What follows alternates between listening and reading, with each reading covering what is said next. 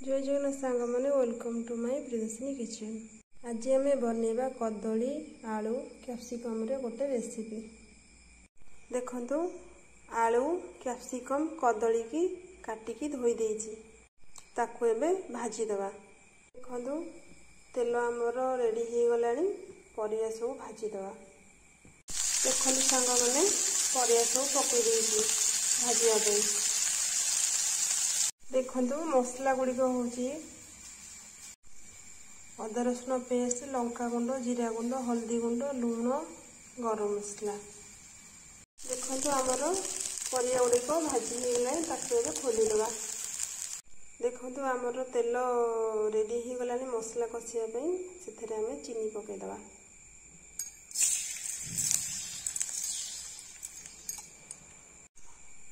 देखंतु चीनी आमर रेडी हो गलानी से पियाज पकईदवा। देखंतु पियाज तो हो गलानी से सब मसला पकईदवा। देखंतु से मसला और टमाटो पकई देकी कषिदवा।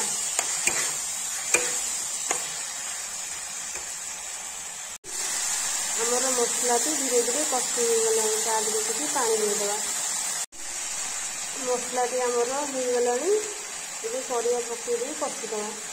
देखंतु मसला और परिवा को भल भाव कषि दे कि समय छाड़ीदवा। परिवा तो आमर अधारू अधिक सीझी गलानी, से पानी देदवा। देकी किसी समय घोड़ईदवा।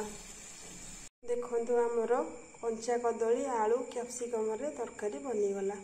रहुची जय जगन्नाथ।